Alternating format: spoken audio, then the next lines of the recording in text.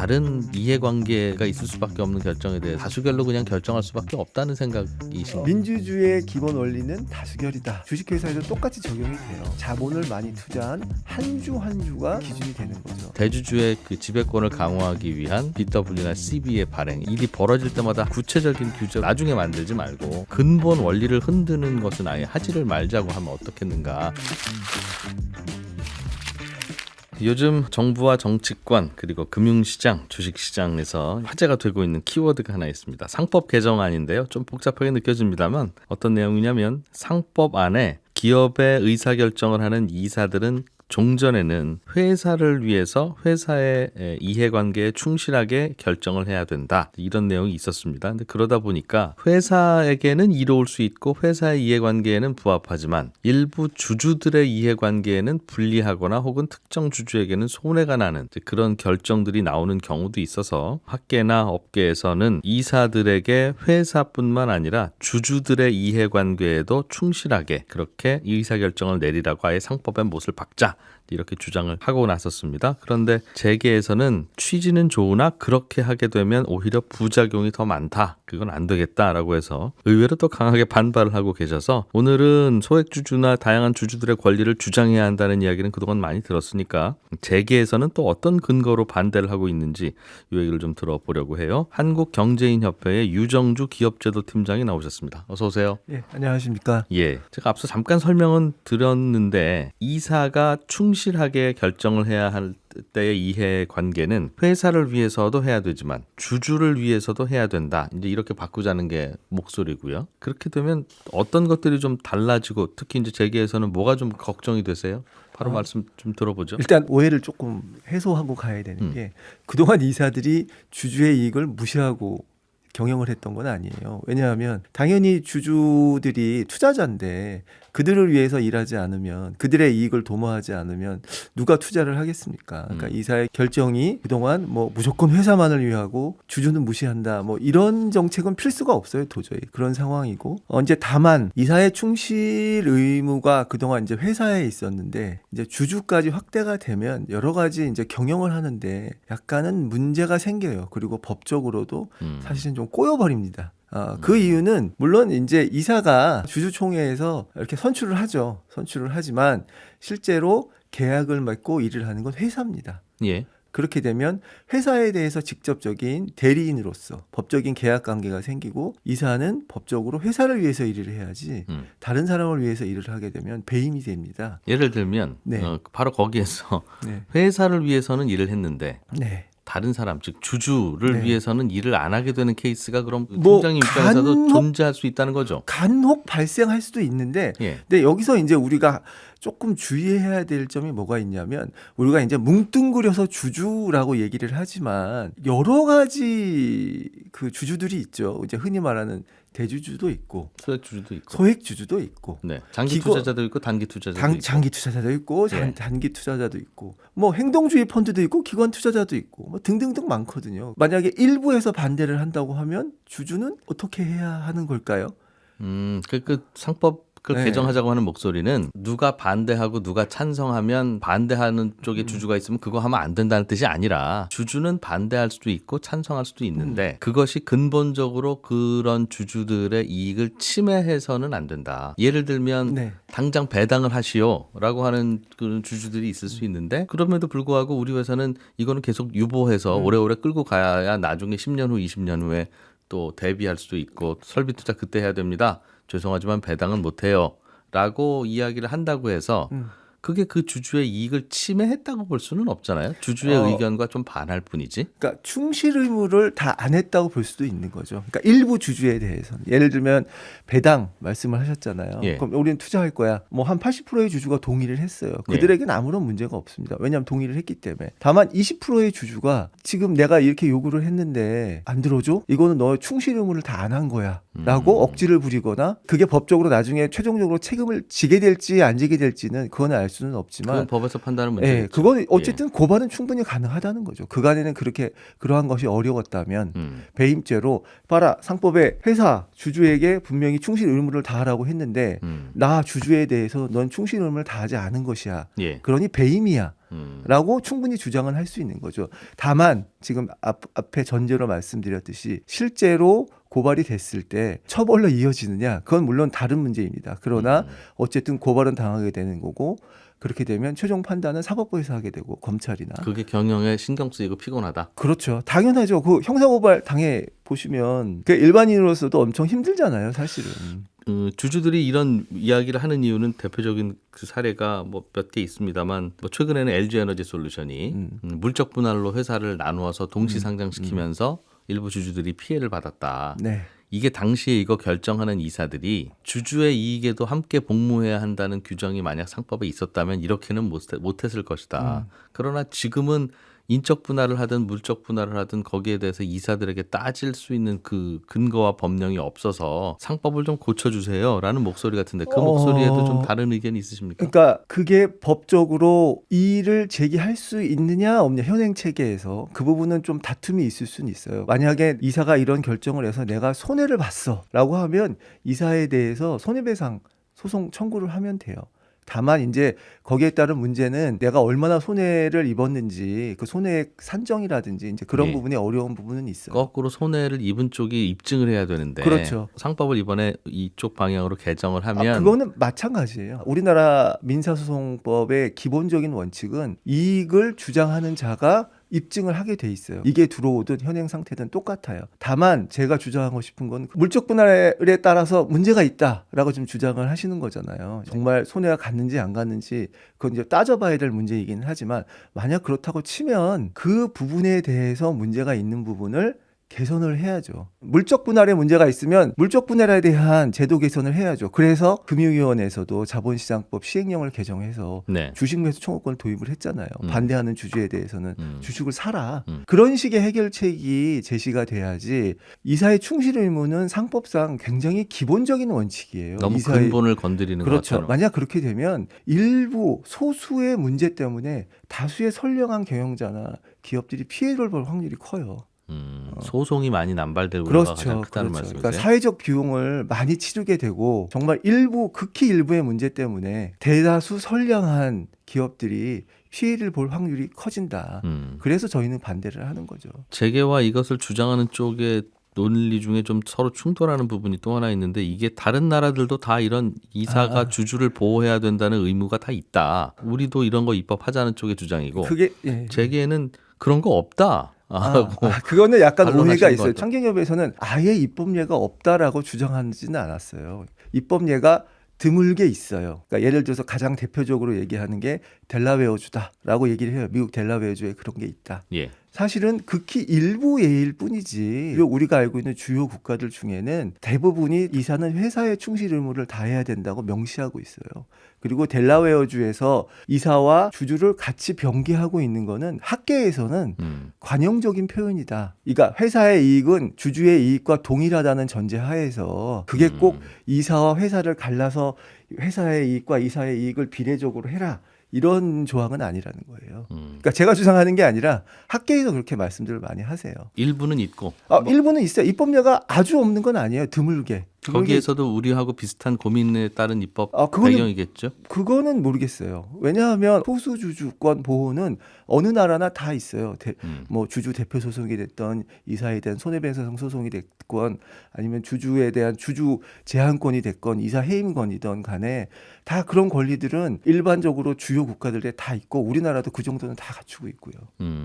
그러면 더 이상 뭘 보호해야 될 만한 그런 글쎄, 상황은 아니라고 보시는 뭘 거예요. 보호해야 될 만한 상황이다 아니다에 대해서 제가 판단할 것은 아닌 것 같고요. 그 목소리가 대체로는 그런 것들이죠. 예를 들면 이사회에서 당연히 결정했을 거 아니겠습니까? 네, 그렇죠. 논란이 됐던 물적 분할 같은 경우도 다른 나라에서는 이런 거 하지 말라고 굳이 안 하더라도 상식적으로 안 하는데 우리나라는 상식적으로 안 해야 될 걸 이렇게 하니 근데 물적 분할이나 예. 인적 분할이나 그거는 법에서 보장돼 있는 거고 회사가 합병하고 분할하고 하는 거는 어느 나라나 있는 거고 동시상장이 문제이겠죠. 어쨌든 그거는 이제 예. 주주총회에서 다 이미 의결을 해서 간 거고요. 그 다음에 만약에 이중 상장이 문제다. 저는 뭐 그게 문제인지 아닌지에 대한 판단을 하지 않겠습니다만 문제다라고 해서 주식 매수 청구권이 자본시장법 시행령상에 개정이 돼서 들어온 거고요. 항상 이게 사후 약방문이 되니까 이런 곳에서 피해를 보면 주식 매수 청구권을 넣어야 되고 저런 곳에서 피해를 보면 다른 걸로 보완해야 되고 네. 다른 일에서 또 뭔가 벌어지면 아이고 소 잃고 나서 또 외양간 고쳐야 되니 아예 이사회가 주주들의 이익도 같이 보호하도록 만들어라라고 하는 게 일종의 여러 곳에서 다 통하는 약이 되지 않겠느냐는 건데 예. 다만 그렇게 되면 그보다 더 큰 부작용이 생긴다고 주장하시면 예를 들면 어떤 게 있을 거라는 것을 설명해 주시면 서로 이해가 될 것 같습니다. 일단 제가 말씀드리고 싶은 건 일단 제도라는 건 좀 한계가 있어요. 그게 단순히 회사법이나 자본시장법상의 문제가 아니라 모든 제도는 어떤 문제가 발생했을 때 규제가 강화되거나 약화되거나 제도가 개선되거나 개편되거나 이렇거든요. 사전적으로 정부가 모든 걸 예측해서 거기에 대한 제도를 미리 쫙 마련해 놓으면 좋겠죠. 근데 사실은 사회가 엄청 복잡해지고 다양화되고 금융기법이라는 것도 엄청 발전을 하잖아요. 일일이 그걸 다 규제할 수가 없어요. 결국은 사후 약방문의 문제는 말씀하신 것처럼 항상 사후 약방일 수밖에 없다. 항상 그럴 수밖에 없어요. 알겠습니다. 네, 회사를 위해서 중요한 의사 결정을 하는 이사들에게 그 의사 결정의 근거로 회사의 이익과 함께 주주의 이익에도 함께 복무하도록 상법을 바꾸자는 목소리에 대해서 그렇게 될 경우에는 부작용이 너무 큽니다라는 목소리를 내고 계시는 한국경제인협회의 유정주 기업제도 팀장님과 함께 이야기 나눠보고 있습니다. 지금까지는 그 상법 그렇게 바꿔서 주주들의 이익에도 함께 복무하게 하면 회사도 좋고 주주도 좋고 그 뭐 나쁠 게 없겠네. 당장 그렇게 해야지라는 생각을 했는데 의외로 강하게 반대를 하셔서 그 목소리를 좀 들어보자 하는 생각으로 인터뷰를 좀 진행하고 있어요. 네네. 예를 들면 어떤 일이 벌어질까 봐 걱정이에요. 예를 들면 자동차 회사가 로봇 우리는 사업을 주력으로 바꾸겠습니다 할 수도 있고 당장 회사 돈을 이제 로봇 공장 짓는데 쓰겠습니다 하면 주주들끼리 의견은 서로 엇갈릴 수는 있을 거예요. 계속 하던 거 해야 돼? 아니면 새로운 거 합시다. 거기에서 의견이 엇갈리는 주주들이 내가 피해를 봤다는 식으로 소송을 할 수 있어요. 이 상법이 만약 개정되면 그런 거 걱정하시는 겁니까? 그러니까 말하자면 이런 거죠. 지금 그 사회자분께서 예를 드신 것처럼 대규모 M&A를 했어요. 주가가 떨어지는 경우들이 종종 있습니다. 그렇습니다. 그러면 주주로서는 당연히 손해를 봤다고 생각을 손해가 실질적으로 생긴 거죠. 장부상으로. 비싸게 샀다고 생각할 수 있는 거죠. 그렇죠. 예. 그럼으로써 시장에서 그런 평가가 일어나거나 아니면 뭐 비싸게 샀다고 할 수도 있는 거고 또 거꾸로 비주력 사업에 대해서 너무 사업을 다각화하는 거 아니냐라는 시장의 평가가 있어서 예를 들어서 주가가 떨어졌어요. 일시적으로. 뭐 나중에 이제 주가가 많이 오를 수도 있죠. 그거는 이제 장기적으로 봐야 되겠지만 일부 투자자들이 이제 그거 보고 나 이제 손해 이것 때문에 내 주가가 떨어졌어. 이거는 충실 의무를 다하지 않은 거야. 라는 판단이 충분히 가능하다는 거죠. 그렇게 되면 그 손해액에 대해서 손해배상 청구를 할 수도 있죠. 예, 그 어떤 주주들은 그렇게 생각할 수는 있겠으나 네. 이제 우리가 중요한 건 우리의 사법 체계에서 그런 결정이 났을 때 그래 이사가 결정 잘못했네. 네. 라는 결정으로 그 이사를 처벌하든가 손해를 배상하도록 하면 이제 걱정인 건데 네. 사실은 그 부분은 배임죄라고 하는 죄에서 다루고도 있고 처벌하고도 있어서 이 상법 개정안과 무관하게 종전에도 이사가 경영을 하다 보면 어떤 결정을 소신 있게 내려야 되고 그 결정이 나중에 돌이켜보니 회사에 좀 손해가 났구나 하는 일도 있을 수는 있는데 회사가 손해가 난다고 해서 항상 그걸 배임죄로 처벌하면 이사가 어떻게 의사결정을 합니까? 그래서 그거는 없앱시다 하는 목소리는 별도로 있는 것 같습니다. 그래서 아마도 이번에도 상법 개정안을 추진하면서 만약 상법의 시장의 목소리대로 회사와 주주의 이익에 같이 복무해라고 한다면 이 배임죄는 폐지해 주는 게 맞다. 경영진이 너무 위축될 수 있으니까. 이제 그것도 같은 패키지인 것 같아요. 그런 식으로 보완하면 풀리지는 않겠습니까? 사실 배임죄에 대한 이야기는 아주 오래 전부터 저희 이제 경제계에서는 문제가 폐지해 달라고 하셨죠. 폐지라고 얘기하시는 한 적은 없어요. 저희는 왜 폐지라고 얘기하지 않았냐면 현실성이 없어요. 예를 들어서 뭐 형법이든 상법이든 폐지를 하는 법안을 제출을 해서 국회에서 논의가 돼야 되는데 그거 현실적으로 개정이 가능할까요? 될 리가 없다고 생각해서. 그러니까 일부 이제 현재 우리나라 배임죄 자체가 구성 요건이 좀 너무 추상적이고 그런 얘기들 많이 하거든요. 귀에 걸면 귀걸이, 코에 걸면 코걸이 이런 얘기를 하니까 이 기업인들이 이거 뭐 너무 경영하기가 힘들다. 그러니 이런 부분에 있어서는 명확화하고 면책할 수 있게 하는 조항을 두자라는 건 저희가 지속적으로 해왔어요. 예. 그러나 폐지 얘기는 한 적이 없고 마찬가지로 이번에도 그러면 형사적으로 그럼 배임죄를 폐지하자라고 이제 주장을 하시고 실제로 이제 들고 나오셨죠.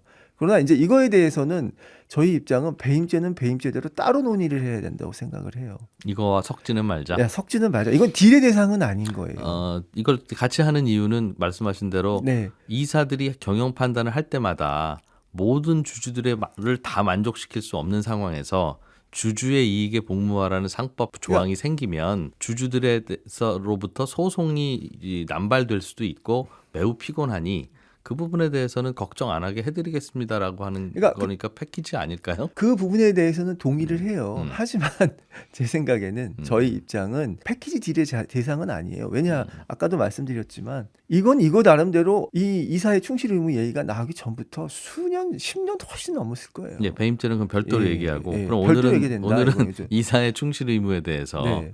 그러면 주주들의 이익에도 같이 복무해라. 어떤 의원의 법안에 보면 주주의 이익에 비례적으로 복무해라라고 하니까 네.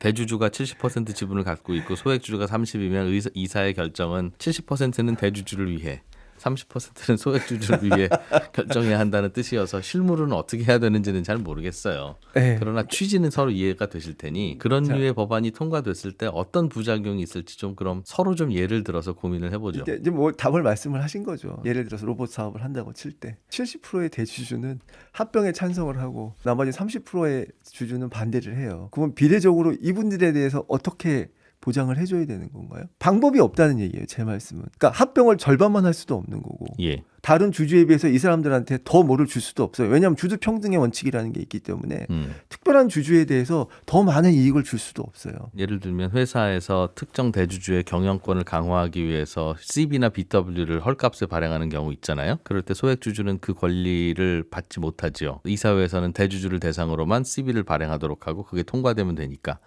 그런 경우에는 회사에 돈이 필요하니 전환사채를 발행합시다라고 하는 것은 회사의 이익에는 충분히 복무하는 것이나 주주 중에는 대주주의 이익에는 복무하고 소액주주들은 그 결과로서 피해를 보니 상법 개정안에 주주의 이익에 복무하세요라고 같이 들어가면 앞으로는 그런 결정은 하지 마세요. 즉 전환사채를 아예 제3자로부터 발행을 해서 자금을 조달하든가 주주들에게 모두 기회를 주든가 해야 특정 주주의 이익에만 복무해서 반대로 다른 주주들이 피해보는 일이 없습니다. 그런 취지일 것 같은데. 네. 지금 그렇게 CB나 하면 되는 거 BW 아니겠습니까? 말씀을 하셨는데 몇 가지 포인트가 있잖아요. 아까도 말씀하셨듯이 물적 분할이 있었고 BW 있었고 CW 전환사채 얘기하셨고 제가 앞에도 말씀드렸지만 만약에 이런 부분에 문제가 있다고 판단되면 이 부분에 대한 거를 개선을 하면 돼요. 계속 그런 일이 벌어질 때마다 그거 금지, 이건 주의, 이건 규제 이렇게 하라는 말씀이죠? 그렇죠. 원칙을 건드리는 거기 때문에 파급 효과가 어디까지 갈지 예상이 안 돼요. 일부 그런 일이 있다. 그리고 그게 뭐 정책 당국에서 이거는 막아야 되겠다라고 생각을 하면 그 부분을 개선하면 돼요. 항상 그게 사후에 막아지지 않습니까? 아까도 말씀드렸지만 제도는 법학을 배울 때부터 계속 배웠어요. 그러니까 이론도 있어요. 제도가 사회를 이끌어가야 되느냐. 제도가 사회를 따라가야 되느냐. 이 부분에 대한 문제는 계속 있어요. 근데 굉장히 어려워요. 제가 말씀하는 부작용이 있잖아요. 매번 소잃고 외양간을 고쳐야 하는. 그러면 팀장님께서 제도가 사회를 이끌어갈 때 어떤 부작용이 있는지를 좀 설명해 주시면. 그런 거죠. 말하자면 이게 일단은 예상이 안 돼요. 이 복잡한 사회에 일부 공무원분들 진짜 열심히 일하시고 저 공무원을 욕하자가 하는 건 절대 아니고요. 생각도 정말 많이 하시고 경무에 시달리시고 다 제가 박봉이시고 다 이해합니다. 저희도 마찬가지고요. 뭐 저도 마찬가지입니다. 네. 그건 방송인의 경무도 장난은 아닙니다. 네. 하여튼 다 모든 회사원들이 다 마찬가지긴 하지만 그거를 이끌어갈 수가 없어요. 그 사회적인 현상을 다 어떻게 이해를 하고 앞으로 무슨 일이 있을 거니 이거는 싹 다 막아버리자라고 하는 것이 사실상 쉽지 않아요. 잘못 예측할 수도 있고. 그래서 어떤 일이 있을 거니 요건 맞고 이런 일도 벌어질 수 있으니 이건 맞고 그게 문제라는 거예요. 예. 예를 들면 자동차 사고가 날 것 같으니까 자동차를 다 없애버리자. 그럼 자동차로 죽는 사람도 없거든요. 그 부분의 비유라면 이번에 상법 개정안은 자동차를 없애자는 게 아니라 자동차 사고가 많이 나니 모든 자동차는 60km 이상은 달리지 못하게 그러니까 하자. 물론 그 과정에서는 불편함도 있을 수 있으나 그거는 예외적으로 그 불편함을 해소하는 다른 방법을 찾지 않은. 그래서 예외적으로 찾자는 게 예. 특정한 구역에서는 30km, 50km, 60km 제한을 하잖아요. 고속도로에는 110km. 학교 앞에서 사고 나고 고속도로에서 사고 난 다음에 하는 일이라 안타깝다는 말씀 아닙니까? 그러나 30km라고 제한을 한다고 해서 지금 와서 사고가 안 나나요? 사고는 다 나요. 아까 BW 말씀하셨지만 사실상 BW 발행하지 못하도록 금융위원회에서 제도를 개선해서 그거 사후에 다 사후에 만들었. 그러니까 아까도 이거는 진짜 계속 이렇게 반복이 되는 건데 그래서 같은 의미예요. 하실 분들 다 하고 나서 사후로 하는 게 국민들 입장에서 답답하니까 아예 취지의 이사회는 구체적으로 이거 하지 마 저거 하지 마 요거 하지 마를 우리가 일일이 규정할 수 없으니 원칙으로서 그런 일은 하지 말라고 뭘 박을 방법이 없을까 고민하다가 주주의 이익에 복무하자고 하는 건데 다양한 불편함은 있을 수 있다면 예를 들면 뭐가 있을까 하는 겁니다. 그러니까 주주를 넣었다고 해서 그러면 그 밑에 발을 달아서 이거 하지 마세요, 이거 하지 마세요, 이거 하지 마세요 이렇게 달 수는 없잖아요. 그걸 예상도 되지도 않고. 예. 그러면 이게 진짜 주주에 대한 충실 의무를 다했는지 못했는지는 결국은 또 소송으로 가야 돼요. 결국은 소송을 물론 또 가야 그렇죠. 돼요. 물론 그렇죠. 그거 소송을 뭐- 거는 쪽은 주주의 이익에 복무하라는 상법 규정을 근거로 소송을 그렇죠. 하겠죠. 그거는 예. 이제 소송을 하겠죠. 그러면 이제 계속 시달리는 거예요, 기업들은. 지금 뭐 형사소송은 지금 얘기 안 하고 있지만 형사와 민사를 동시에 다 대응하고 한다는 게 기업으로서도 쉬운 일은 아니에요. 혹시 다른 해외에서도 흔치는 않지만 종종 이런 규정이 입법례라든가 존재하기는 합니다 하고 말씀해 주셨으니 혹시 그런 쪽에서 너무 일반적인 법률을 담아놓은 결과로 소송이 남발돼서 매우 특별히 피곤하다. 예를 들면 델라웨어주만 다들 소송전이다. 혹시 그런 사례가 있어서 걱정하시는 건가요? 그런 거는 아니에요. 델라웨어주도 주주와 회사가 있기는 하지만 그 두 개를 관용적으로 쓰는 거고 회사를 위하는 걸 기본 원칙으로 하고 있기 때문에 그런 일이 벌어지지는 않아요. 네. 그렇게 우리가 보완할 방법은 없어요? 만약에 보완을 한다고 하면 일단 다양한 면책 조항을 둬야 되겠죠. 배임죄를 아예 없애는 것도 하나의 뭐 방법이 될 수도 있을 거고. 당연히 예. 그게 이제 이사가 어떤 것을 결정할 때 주주의 이익에 복무해야 하나 결과적으로 그 주주가 손해를 볼 수도 있죠. 예를 들면 뭐 의사 결정이라든가 뭐 그래서 당연히 같이 손 본다는 이야기는 하고 있는 것 같습니다. 배임죄도 마찬가지로 패키지로 하지 말고 아예 건들지 말자. 아예 건들지 말자가 아니라 이건 이거대로 따로 논의를 해야 된다는 거예요. 그러니까는 이사의 충실 의무에 주주가 들어오든 안 들어오든 그거는 별개로 배임죄 논의는 따로 또 전개가 돼야 된다는 거죠. 네. 팀장님은 근본적으로 어떤 일이 벌어지면 그것을 그때 그 케이스와 관련해서 입법을 하는 것이 확실하지 너무 상위법에서 뭉뚱그려서 뭔가를 규정해 놓는 것은 부작용이 있다고 생각하시는 거예요. 그러니까 법의 원칙을 건드리는 작업은 굉장히 신중히 해야 돼요. 아까 말씀드렸던 물적 분할에 뭐 주주가 손해를 보니 주식 매수 청구권을 뭐 하자. 그다음에 뭐 BW, CW 관련해서 뭐 제도를 개선하자. 그 상황에 맞게 이제 제도가 가는 거잖아요. 근데 이제 원칙을 건드려 놓으면 도대체 이 원칙이 어디까지 가서 어떤 일이 벌어질지 예상이 되지가 않아요. 예를 들면 어떤 부작용이 있을까요? 그러니까 아까 말씀드렸지만 계속 소송이 계속 전개될 확률이 크고 뭐 행동주의 펀드 얘기를 많이 할 수밖에 없는데 예. 행동주의 펀드들은 뭐 이게 좋은 점도 있고 나쁜 점도 있어요. 제가 뭐 행동주의 펀드를 뭐 악마화시키거나 그러는 거는 아니에요. 예. 다만 단기적인 이익을 추구를 하다 보니 다양한 수단을 활용하게 되거든요. 그러면 하나의 수단이 더 생기는 거예요. 기업을 괴롭힐 수 있는 주주의 이익이라는 게 들어오면. 그래서 그것은 결국은 사법부에서 결정을 하게 되는데. 그렇죠. 그러면 결국 소송으로 가야 되는 거예요. 사법부로 간다는 건 소송이 걸린다는 얘기거든요. 소송 자체가 싫다고 하면 이건 우리나라 사법 시스템에 대한 부인이라 그거는 어려울 것 같고, 그러니까 결국 이제 만약 걱정하신다면 소송을 가면 이건 항상 기업 활동이 마비되거나 방해되도록 그런 결정이 나올 수밖에 없습니다라면 우리도 같이 고민해야 되는 일이나 소송이 잦아집니다라는 것 때문에 아예 이런 걸 하지 말자고 하면 그건 그러니까 쓸데없는 소송이 잦아지는 거죠. 말하자면. 그럼 항상 지겠군요. 그 소송을 제기하는 쪽은 쓸데없는 소송이. 그러니까 그럴 수도 있고 아닐 수도 있는 거죠. 그러니까는 소송의 목적이라는 게 그렇잖아요. 꼭 내가 이 소송을 이기겠다. 누군가를 고발을 하거나 소송을 할 때는 내가 억울해. 꼭 이겨야 되겠어라는 사람들도 분명히 있어요.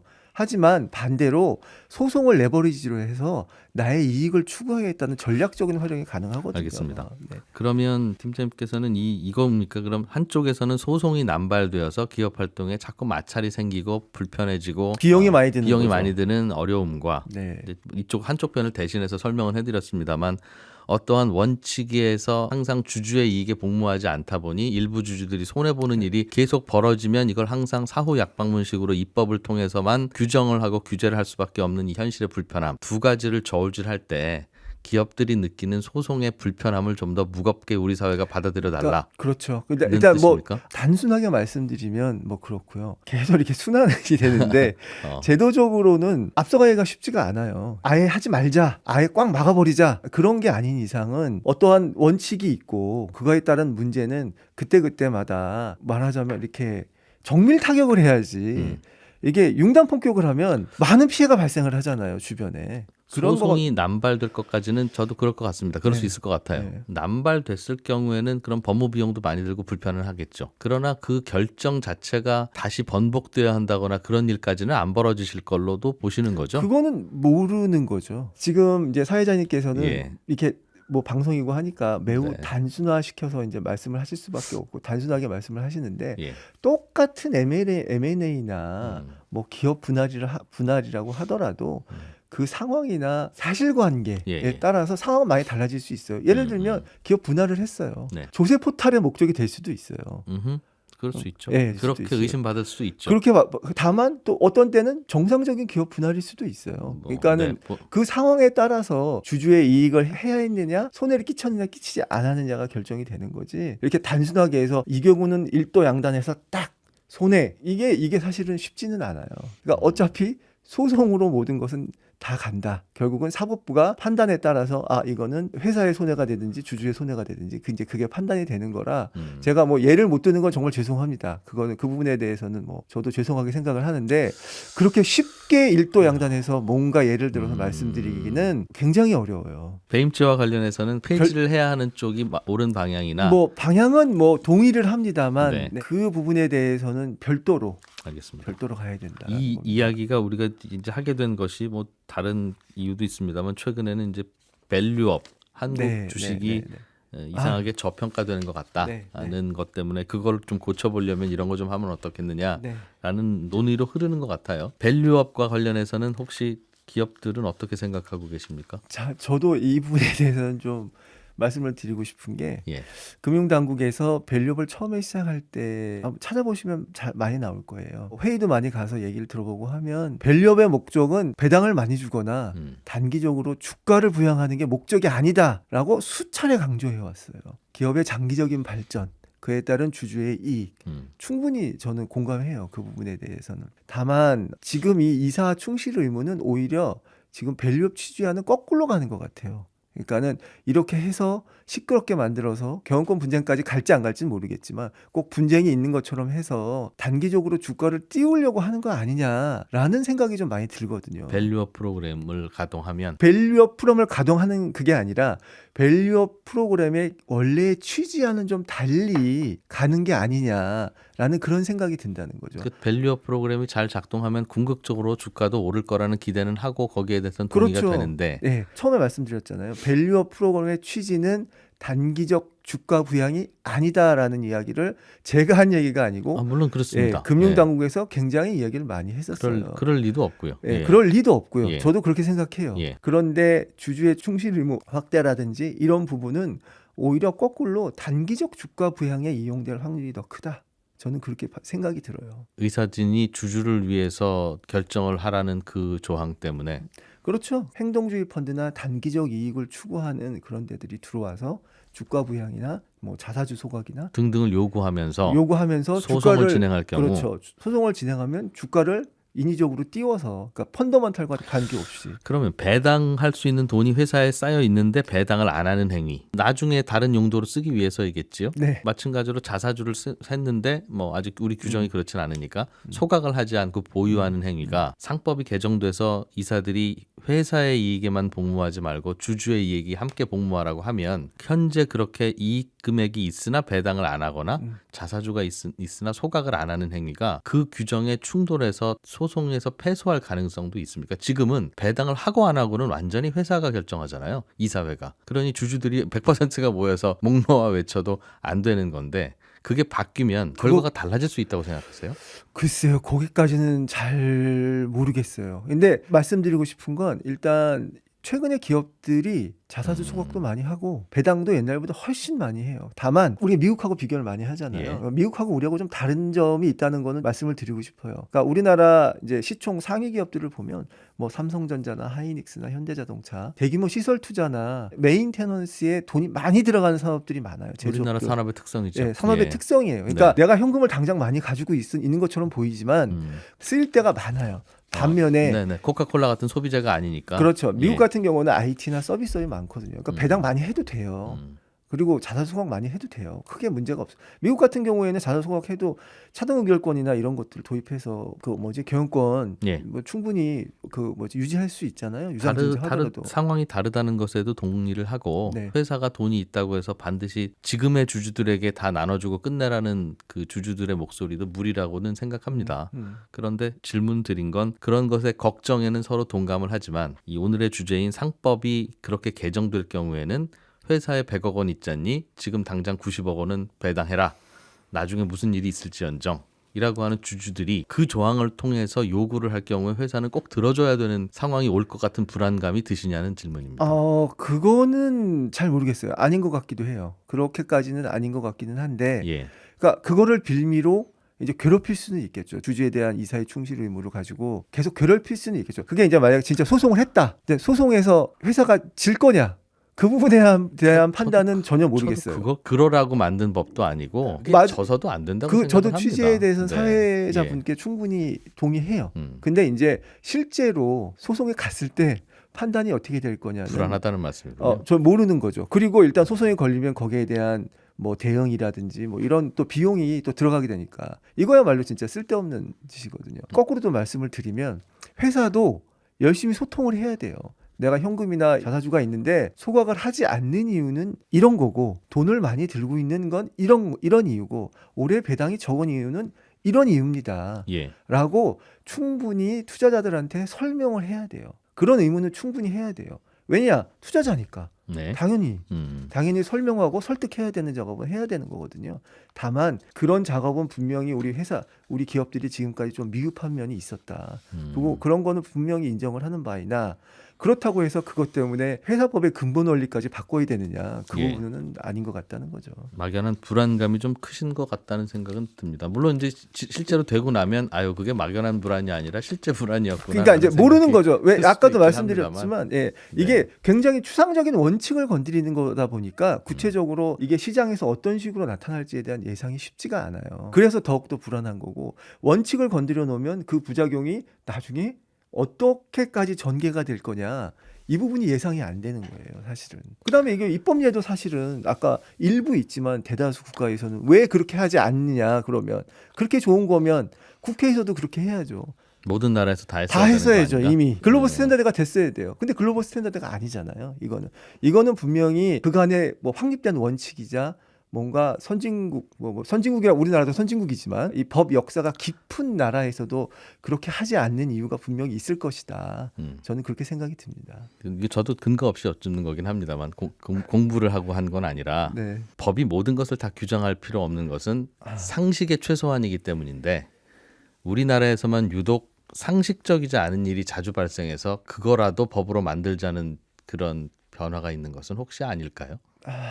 글쎄요, 제가 말씀드리기가 참 어렵네요. 다 하기가 알겠습니다. 상식이라는 것도 사실은 개인마다 다 차이가 있는 거고. 마지막으로 혹시 네. 그럼 주주들 사이에서 어떤 결정에 따라서 이해관계가 갈리는 경우는 있잖아요. 네. 소액주주에게만 좋고 대주주에게는 불리한 결정도 있을 수 있고 네. 반대로 대주주에게는 좋고 소액주주의 이익은 침해하는 결정이 있을 수는 있는데 네. 상법 개정안의 취지는 그런 결정이라면 하지 마세요. 주주 전체가 좋거나 좋다고 설명할 수 있는 게 아니라 특정 주주에게는 나쁜 것이 분명하다면 그런 결정은 하지 마세요라는 취지 같은데 서로 그렇게 다른 이해관계가 있을 수밖에 없는 결정에 대해서는 주주도 다수결로 그냥 결정할 수밖에 없다는 생각이신 거거든요. 그렇죠? 일단 초등학교 때부터 저는 국민학교를 나왔지만 초등학교 저도 때부터 민주주의의 기본 원리는 다수결이다.